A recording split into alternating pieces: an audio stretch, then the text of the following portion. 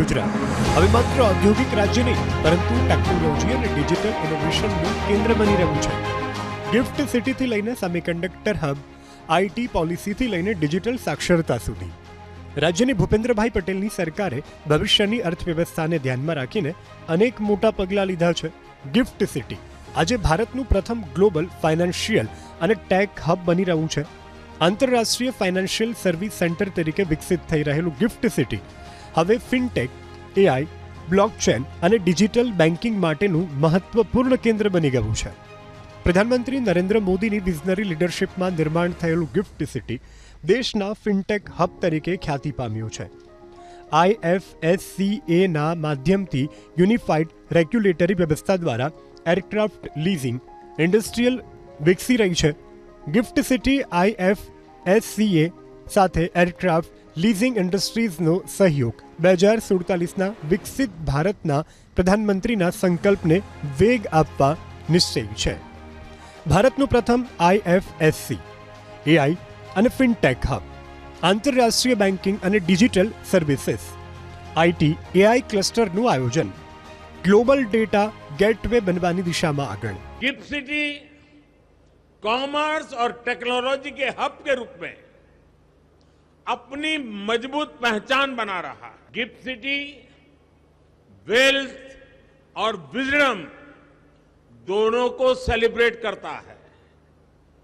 मुझे ये देखकर भी अच्छा लगता है कि गिफ्ट सिटी के जरिए भारत विश्व स्तर पर सर्विस सेक्टर में मजबूत दावेदारी के साथ आगे बढ़ रहा है. AI અને ITES ક્ષેત્રને પ્રોત્સાહન આપવા માટે ગુજરાત સરકારે ITES પોલિસી અને GCC પોલિસી અમલમાં મૂકી છે.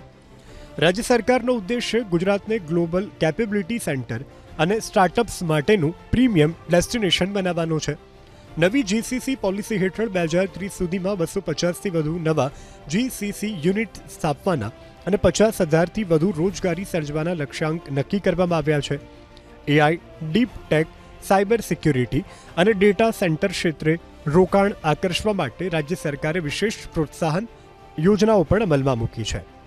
અમદાવાદના સુમિત પટેલે મિત્રો સાથે મળી સ્વદેશી પરખનું IT પ્રોડક્ટ શરૂ કરી, જે એક જ ક્લિકમાં વસ્તુ સ્વદેશી છે કે વિદેશી છે તે કહી દે છે. રાજ્ય સરકારના પ્રોત્સાહનથી આજે અનેક IT અને IT અનેબલ સર્વિસીસ શરૂ થઈ છે.